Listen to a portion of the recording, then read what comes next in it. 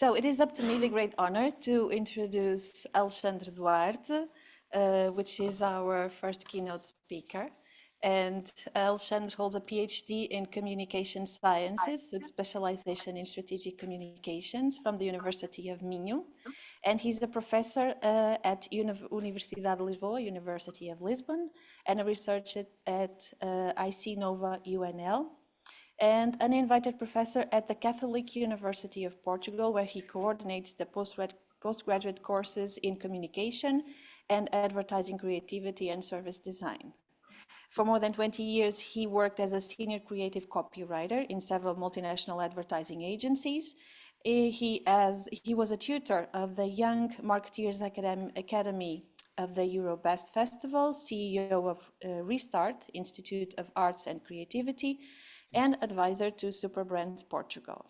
Between 2016 and 2022, he served as a board member of EDCOM, European Institute for Commercial Communications Education, and since 2024, he assumed the coordination of the advertising working group of the Portuguese Association of Communication Sciences, SOPCOM. And we are very pleased to have you with you, and Alexandre will be talking about behind the scroll, insights of the social media era. Alexandre, we welcome you to the stage, and the floor is yours.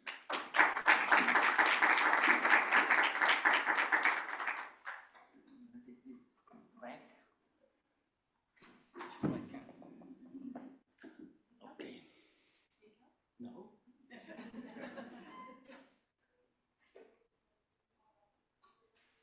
Okay. Thank you, Luciana. Thank you. You need this? Each one or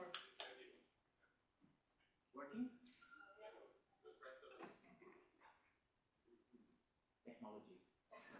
That's what we're talking about, right? Okay, can everybody hear me? Yes. So, more importantly, the online people need to hear you. Okay. So everybody's listening to me. Thank you so much for inviting me, for having me. Sue, Luciana, Susanna, ISCAP, everybody. I need to start with something, everybody home, of course. I need to start with maybe lower expectations, because although I'm a teacher, I worked in advertising as a creative copywriter for 20-something years. So I didn't brought a traditional academic presentation, and I hope you forgive me about that.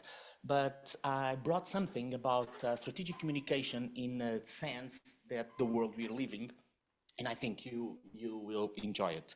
So I'd like to start.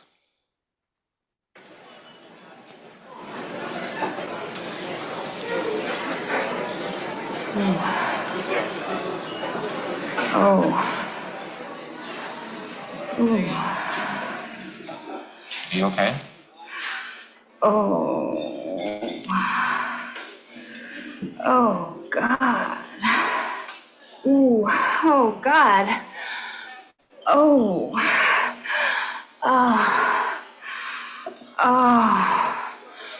Oh God. Oh, yeah, right there. Oh.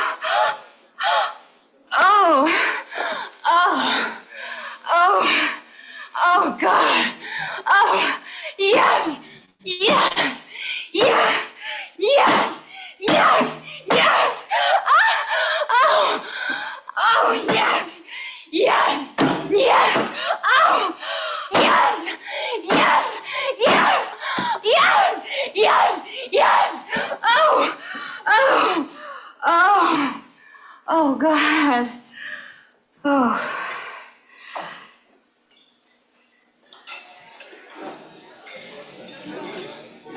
I'll have what she's having. Of course.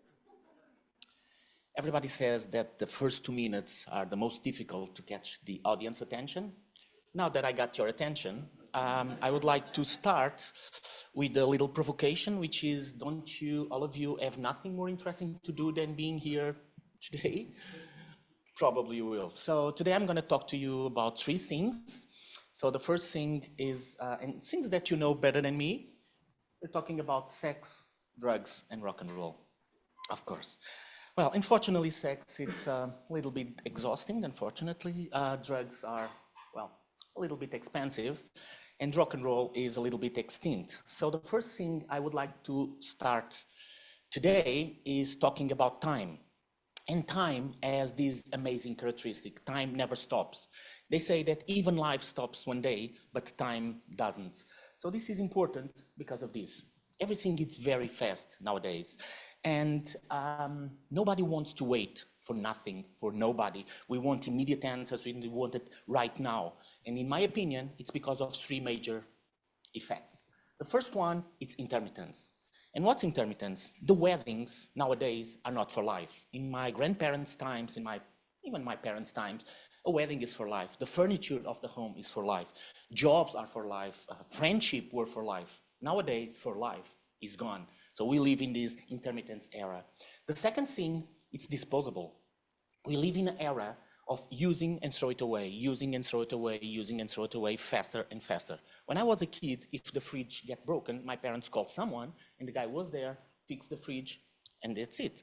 If the television broke, someone gets there, fix it, and that's it. Nowadays, our phone is not working, another one. The microwave is not working, another one. And we are using and throw it away, using and throw it away, faster and faster and faster. So this is a problem. And the third, in my opinion, is this urgency. Probably you all saw this movie, The Dead Poets Society, and Professor Keaton went up to the table and said, "Carpe diem, boys, seize the day. So make your lives extraordinary."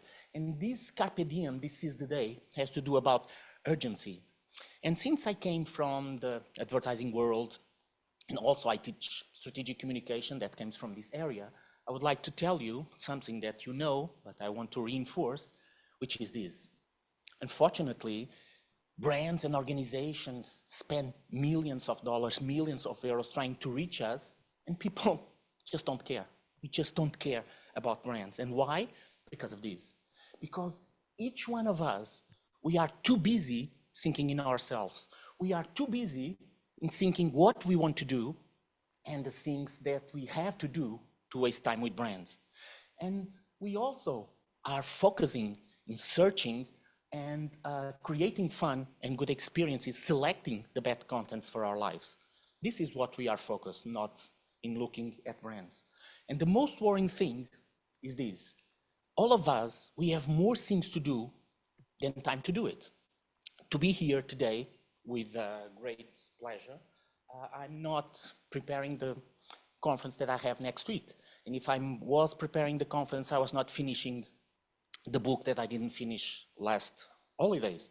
And if I'm finishing the book, I was not playing with my kids. And if playing with my kids, I'm not having a beer with a friend. So when we decide to do something, we are saying, if I'm going to do A, I'm saying I'm not going to do B, C, and D. So the selection criteria of what we are going to do is becoming tie and tie and tie. And of course, people are not seated in a corner waiting to see, let me see what advertising tells me to do. You all know this girl, probably, Paris Hilton. And one of these girls probably is constantly searching for things where to spend his money or his father's money. But most of us, we are not looking for things where to spend our money. We are looking for things where we can use our time. So time has become our most precious value. We have this notion and we value that. And we know this moment, 22 of May 2025, 9:28, will never, ever repeat again. So this moment that we are closed here will never repeat. So we don't have another chance ever to use the moment we are living doing another thing. So maybe we could learn something with the animals. Who knows how a typical lion spends its day? Can you guess? Please. Lying in the sun. How many hours? Guess a number. 12 hours in the sun, doing nothing. And the other 12? Hunting? How many hours hunting? 2. So, and the other 10? There is sleeping? Okay. So this data is not mine. This is from National Geographic. This is how a typical lion spends his day. 20 hours sleeping, 7% of the time socializing, 6% of the time grooming, 5% of the time reaping the faces of gazelles, and 2% of the time eating the faces of gazelles. And what about elephants? How do you think an elephant spends his typical 24-hour day? Anyone? There's no right or wrong, just guess. An elephant. Socializing. How many hours? In groups. How many hours? 12. 12. And the other 12? Taking a bath? 12 hours? It's a long bath. We need to save water for the planet. We cannot say. 2 hours. And the other 10? Eating. 10 hours eating. In fact, an elephant spends 82% of his time eating. That's why it's so big, of course. Just 10% of his time, he just sleeps 2 hours and a half a day, and 8% of his time trying not to forget.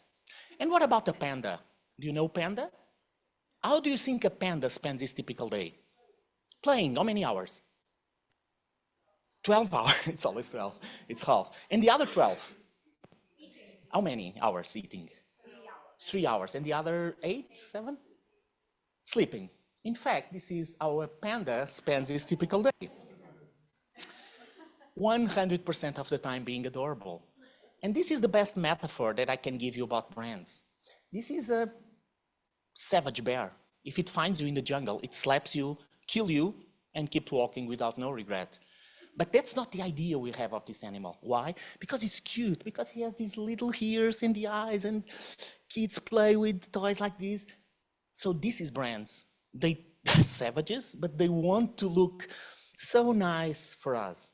So the question in the beginning was not so stupid. We know that people don't have time for advertising. We know that we have, all of us, we have more things to do than time to do it. So maybe the question is not so stupid. Don't you have nothing more interesting to do than being here? We all have. But you are here for a reason. And I say, and I used to say to my students, and I also say to clients that I work with, I say, the big deal. What's the big deal? We know that people don't have time. So what we need to do is this.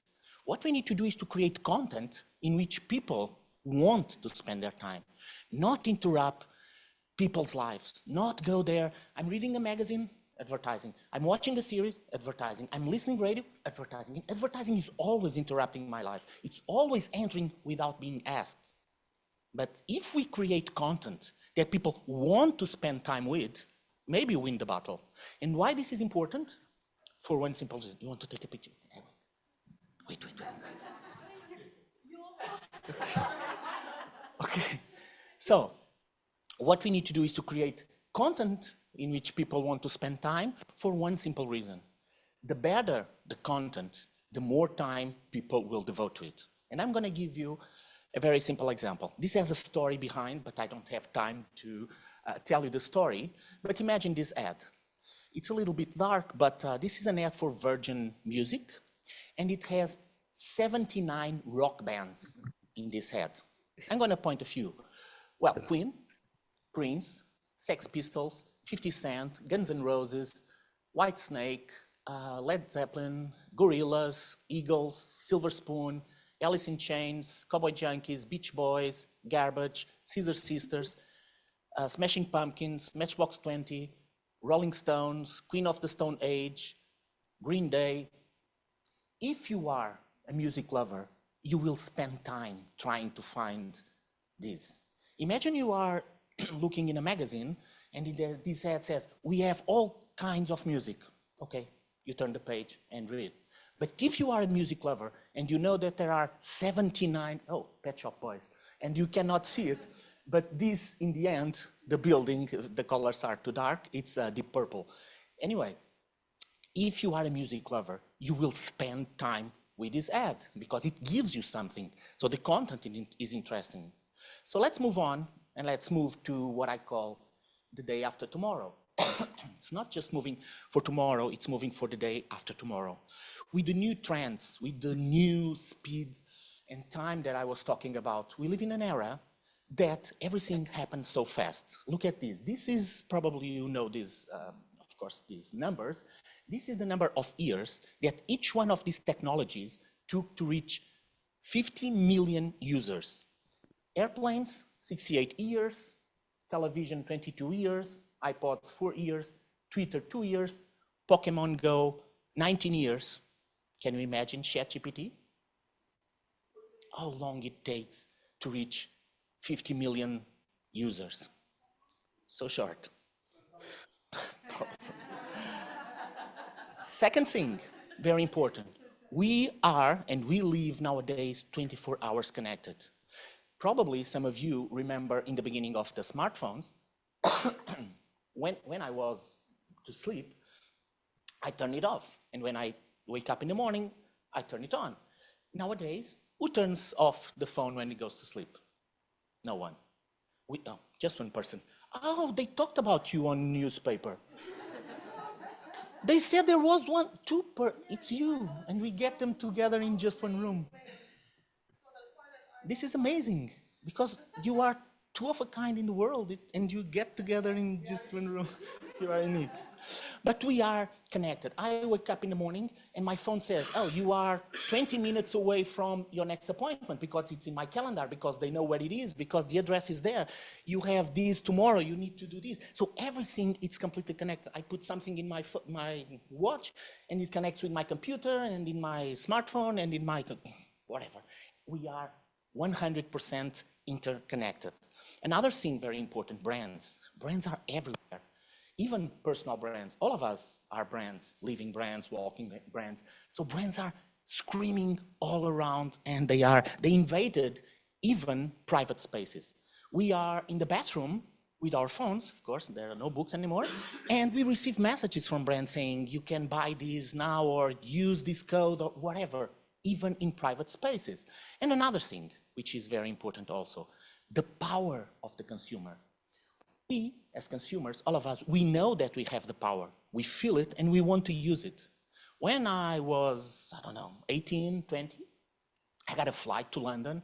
I got to go there for, I don't remember the reason. And the flight was delayed to 1 hour, 2 hours, 3 hours, and then it was canceled. And I was so pissed off. So I wrote a letter to TAP, which is the national Portuguese airline company, and I said, I missed the conference in London because you suck, blah, blah, blah, all of these things. And then 3 months after, I received another letter. We are so sorry, we understand, and I received that, what is this about? 3 months ago, I don't even remember. Now I'm in the plane, and the plane is 2 minutes late, and I'm already tweeting, take another plane. That's what TAP means. So this is incredible. So we are really on time demanding. Richard Lammer and Mark Simons wrote this book. I don't know if you know it. I'm going to talk about 2 or 3 books during my presentation. And this is important because although it has a few years, they talked about how communication works nowadays. And this is interesting for a social media conference. In the first page, 2007, they say this. In a hyper-technological universe, populated by ever-increasing audiences, each day more selective and interactive, which are all of us, companies need to radically change the way they communicate in order to grab and retain customers increasingly dispersed. And they say another thing. The relation between consumers and brands went through a giant change in recent years. And this is very important because most of the brands did not follow at all this pace of change. At all. No. And now I want to talk to you about another thing, completely different, which is punk, since they wrote the punk marketing, and why the punk movement was so important at that time, and why I'm making this parallel between communication nowadays and something that happens in the 70s. So in the late 70s, punk was this scream that was heard in the radio. It was a refreshing change from the tired and formatted music of the time. The new scene was absolutely new and brutal and disruptive. And the most important, punk movement gave this incredible feeling that is something created by the people to the people. You don't think it's a marketing product. They created this beautiful Britney Spears and Justin Bieber guy because they are beautiful, and they wrap it up with the marketing stuff and take it and consume it. It's completely different. They really are different. And they are genuine. You can love it, you can hate it, but they were true and they were genuine. And all the energy and all the vitality that they brought really gave a huge scare to the owners of the industrial music at that time. And this is important because at that time, power was changing hands. And this is exactly what is happening nowadays. Power is changing hands. Who was the biggest rock band of the punk movement? At least the most well-known? Sex Pistols, of course. So Sex Pistols were these rebels, and they become very famous. And in 2006, they were invited to be part of the Rock and Roll World of Fame. So they say, you have your role in the music scene, so we want to invite you to become part of the Rock and Roll World Museum, Fame Museum. And you think they went? Of course not. But they wrote a letter. And they say, next to the Sex Pistols, rock and roll, and that wall of fame is a piss stain. Your museum, urine in wine. You're not coming. We're not your monkeys. And they explain why you're not coming. And in the end, they say, we're not coming. And you are not paying attention. Outside your shit system, there is a real Sex Pistol. And this was a revolution. And this revolution is the same that it's happening nowadays with business and communication, a real change of power. Another book that I want to talk to you about is the Clue Train Manifesto. It was written in 1999 by several authors, started with Rick Levin, and the Clue Train Manifesto said this, 1999. Most of my students weren't born yet. The powerful global conversation has begun. Through the internet, people are discovering and inventing new ways to share relevant knowledge with blinding speed. As a direct result, markets are getting smarter and getting smarter faster than most of the companies. And they say more, and they use this image. Networked markets are beginning to self-organize faster than companies that have traditionally served them. Thanks to the internet, markets are becoming better informed, smarter, and more demanding of qualities missing from most of the business organization. So the first consequence of this is this. They call disintermediation. If I can talk to the Pope, I'm not going to talk to the bishop. Probably you have the same thing. I have a problem in one store, something with a product, and then someone came, the employee, and said, oh, can you explain me? And I said, are you going to solve my problem?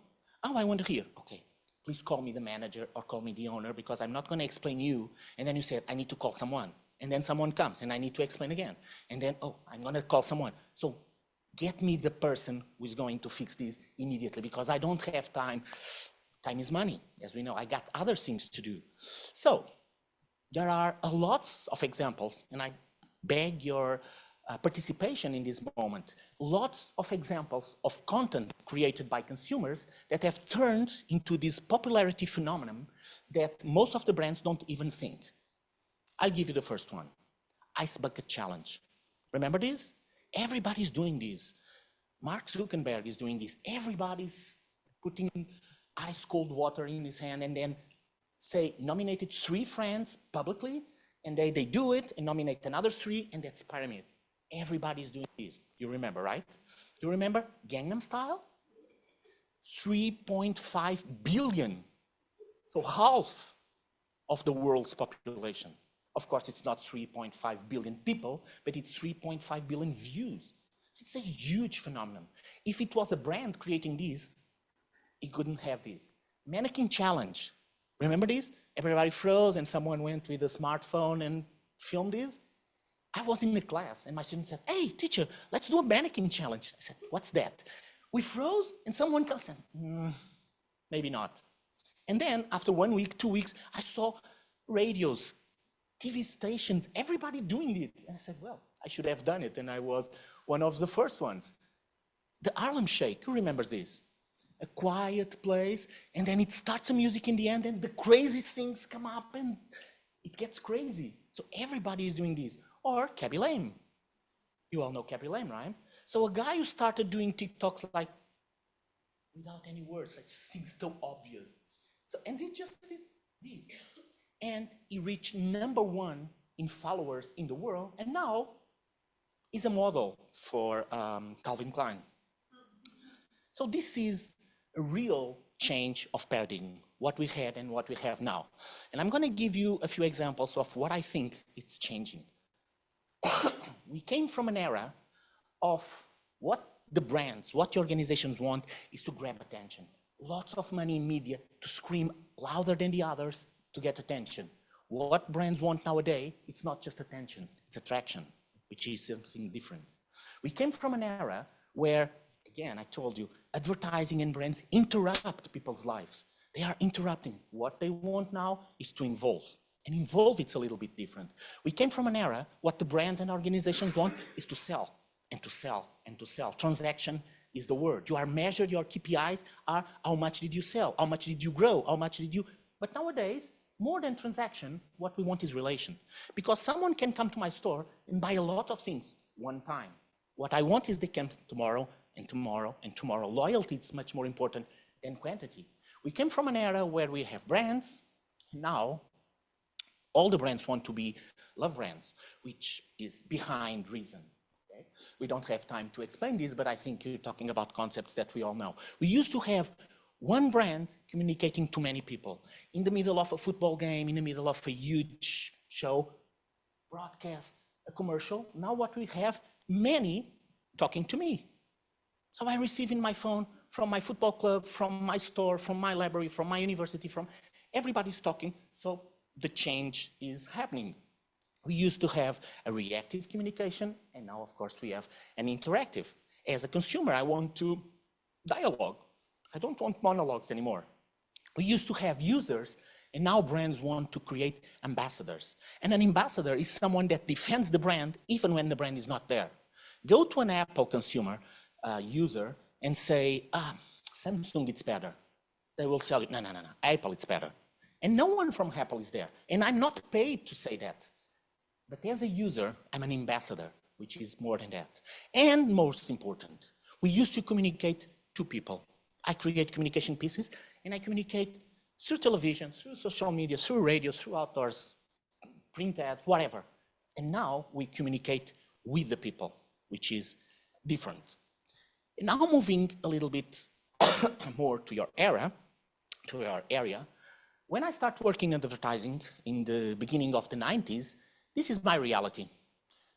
Even if I received a briefing from British Airways, or receive a briefing from Chocolates, or I receive a briefing from whatever, this is what I have to do. Some print ad, commercial, radio, outdoor, probably direct marketing, and 99% of the budget goes here. But things change. And after a few years, I don't have that anymore. Because people start to be on Facebook, on Twitter, on blogs, on YouTube, on Flickr, on buzz marketing. And then, as a marketing director, I had this problem. Where are people? Where should I put my money? Because they are not seated in front of the television anymore. They are in lots of different places. So for a marketing director, for a product manager, for a communication decider, it's a huge problem. Where should I put my money? And if this is confusing already, we are here, as you know. And people are completely fragmented, the audiences. We are doing several things at the same time. So as a decider that needs to put money in media to reach my audience, how can I choose? Where are they? And this is very hard. And the most interesting thing, we have all of these tools, and much more than these tools, to change just one little thing called perception. And perception fools us all the time. All the time. I want to give you an example. Who knows that American brand that knows everything? What's the name? Google. Google. Who knows Google? Everybody. Who goes at least one day to Google? At least once a day? You go to Google? Several times a day. Okay, so you know the logo of Google. Of course. Which one is it? Oh, I know. But when you go to their offices, there is a sign in the door. When they give you a card, it doesn't change. So which one? Forget the special day. The original, institutional. I know you are like politicians trying to, but I'm not gonna let you go. Which is the right logo? Come on, you go there. No. 6. Who said 6? No. Who cares? Who cares? That's true. But the important thing is, we are absolutely sure that we know the brand because we go there every day. Another example, eBay. Everybody bought something on eBay already, right? Which one is the right logo? Again, it doesn't matter. Again, that's the answer for everything. Okay, someone from design here? No. Oh, what's your name? Ricardo. The question is for you, and the question is opposite. Now I don't want you to, because you know the brand, I don't want you to tell me which one is the right logo. I want you to tell me if you didn't know the brand, so you came to a different country, different planet, you don't know the brand, but for sure, you know that one of these logos, it's not for sure the logo of Amazon.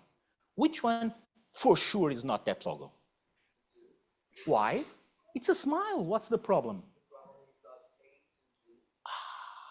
I knew it. I knew it.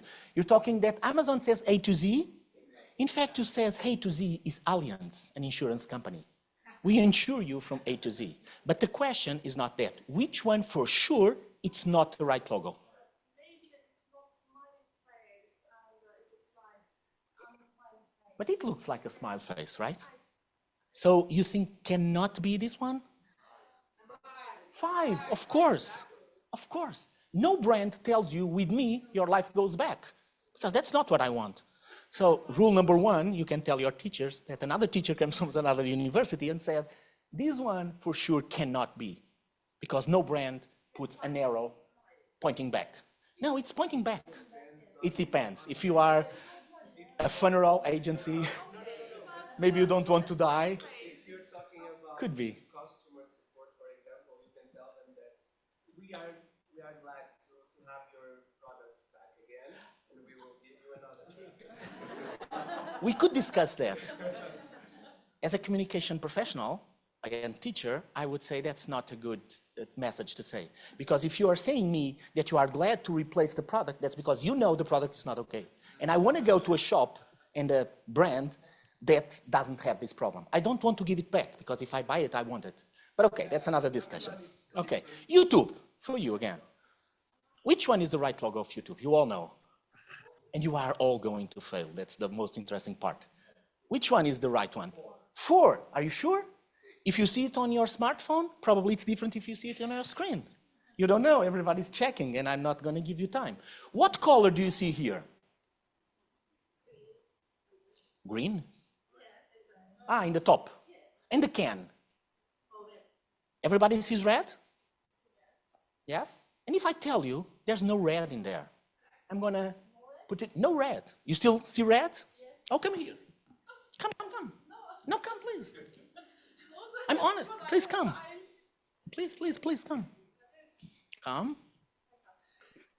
And I'm going to even give it. Tell us if there is any red. No. Change nothing. Nothing. Just zoom it. Zoom, yes. I just zoom it. Do you see any red? No. But your perception tells you that this is red. And this is our brain. Thank you. This is our brain foolish us all the time. And perception and communication does this all the time. This is all black. But our brain fills up the, it's like ChatGPT. It's generative. So that's why he invented fonts, he invented references, because he could not leave holes open. So that's generative. It fills up with information, many times false. That's generative. And that's the same thing with our brains. We fill it up, the gap that we don't know. Probably you know Gilles Lipovetsky. It's one of my favorite still alive thinkers. It's a French guy. He wrote this book, World Culture, and he said this, and I'm using that pop culture Coca-Cola to talk a little about this. From a technological point of view, the constant and accelerated development of new technical forms has transformed the very way human beings see, feel, and think. And we know this. Of course, this reality changed. Our body stopped and ceased to be the real anchor of life. Most of our relationships are not physical, are not in presence, are online. We have people online now. We text people. We talk to them without being present. My oldest son is studying in the Netherlands, in the university, and I talk to him every day, face to face. I see his face. I talk like he was seated in front of me every day. And he's, I don't know, 5,000, 6,000 miles away from me. So This universe is formed of a disembodied, desensualized and unrealized this era of screens and digital contacts. We had this evolution of human beings, and one curiosity, we had the Australopithecus, and then we have Homo habilis from 2.8 million years ago. And the interesting thing, we start to call it Homo from the moment that we realized that humans had the capacity to build tools, to build technology. Because technology is not just smartphones, it's every useful forms to help human beings. But we are now, according to Lipovetsky, in another level. Some say we had the Homo sapiens sapiens, and Gilles Lipovetsky said we already have the Homo erectus. And the Homo erectus is all of us. We live in a world that everything is seen, everything is experienced through screens. We didn't born yet, and the doctor goes there to our mom with something, and we see the baby in a screen, right? We go to GPS, I want to go there, screen, tell me. Medical monitors, cinema, consoles, smartphones, all our lives is around screens. And screens that are consuming us, screens that are sucking us to there. Our attention is completely drawn to a small piece of glass. And this is a huge problem. I'm going to tell you why it's a huge problem. If we look to the average mobile screen time by country, this is what we have. And then I Googled, how is the average time on screen in Europe? 6 hours and 2 minutes a day, average. And if you know, some elderly people don't have smartphones, so there are kids that spend 14, 16 hours a day in front of the screens. So 6 hours a day, I do this example with my students, and I'm going to do it with you also. 6 hours a day means 1.75 days a week. This means 1 week each month. That means almost 3 months per year. And if we live an average of 80 years, we would spend 19 years of our lives in front of screens. And this is a huge problem, of course. And there is another interesting thing. Nowadays, nothing happens if you don't share it. I'm going to tell you a story. Do I have 10 minutes more? You told me 10:10? No? Okay, so I'm not going to tell. So I'm not going to tell the story. Okay. I was seated with my kids 10 years ago in the beach in Algarve, and my kids were still very small, so we are playing with sand and all of these things. And then a couple of an old British couple walks through me in the beach. And I was looking at them, hello, hello, so they passed. And in the back of the lady, more than 80 years old, it was written, "Alone I'll go faster." And I said, oh. And then the sentence continues in the back of the husband, and it says, "But together we'll go longer." And I said, oh, Jesus, this was so. And I was with my phone, and I text on Facebook, a couple of old British people just walked through me in the beach, and in this back, she has this tattoo, "Alone I'll go faster." And then the sentence continues in the back of the guy and says, "But together we'll go longer." And I posted, and 1 second after I posted, one friend of mine said, "Photo, please." And I said, "Are you kidding? You think I'm going to photo people?" And she said, "So that's a lie. If you don't show it, it doesn't exist." And that's where we're living. We live in this era that everything is ephemeral, everything is disposable, everything is transitory. So we live in this permanent thing. What is the next thing? And if we look, the power of the media, it's very important. They are the ones that create, they are the ones that invent, they are the ones who showcase and promote the new stars. And the new stars, maybe it's people that have nothing interesting, no talent, but they were on television, they were on Big Brother, and they became famous, and they became celebrities. Why? Because they appeared on media. So media has become the new cultural legitimator. For Portuguese people, who is Portuguese here? Just a few. You probably remember this. Noélia! Olha lá, mas como é que... Noélia! Noélia! Noélia! Noélia! So this, during a Big Brother, the presenter starts screaming live for one of the competitors. And she became famous because the guy screamed his name and everybody's talking about Noelia. So Noelia is someone that participated in this Big Brother. No one special. I had a movie that I'm not gonna share it. So I move on to the Thief of Time. So we said and we saw the problem of time. And probably the book of Michael Ende, it's an interesting thing.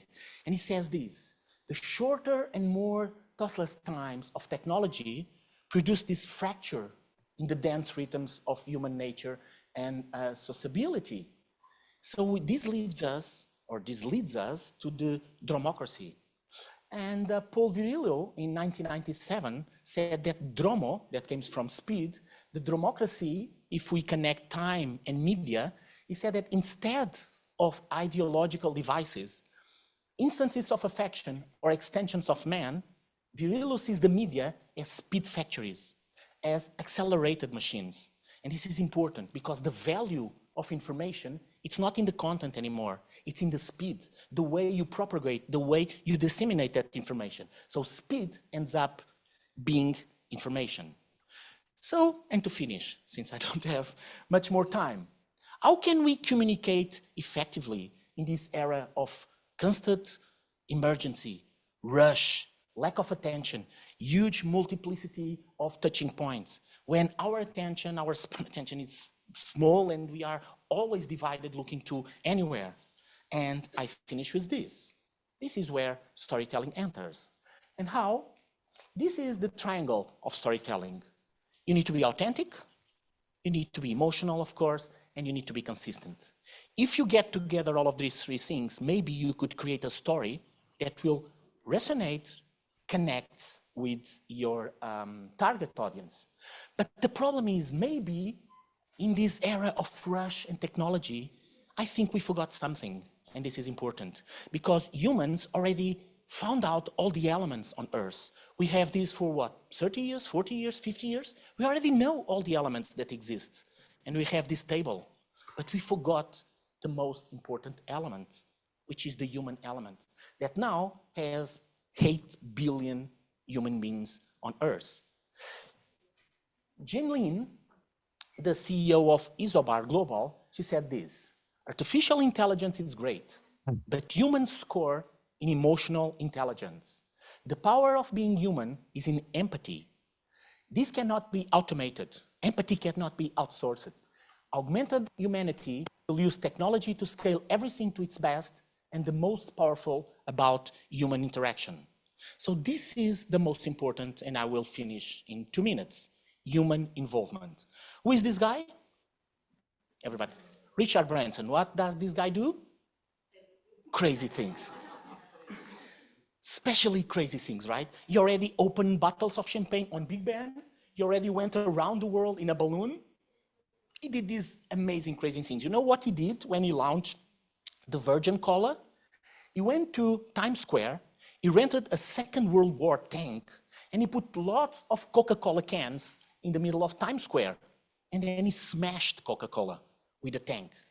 And then when all the media was there, filming and showing and picturing, he got out of the tank and said, "Hey, you, CEO of Coca-Cola, I defy you for an arm wrestle. The one who loses left the market." Of course, the guy didn't answer, which is the correct thing to do in this case.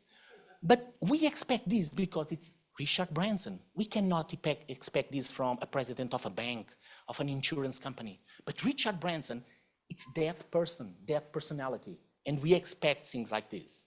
Spanish, Javier, who is this lady?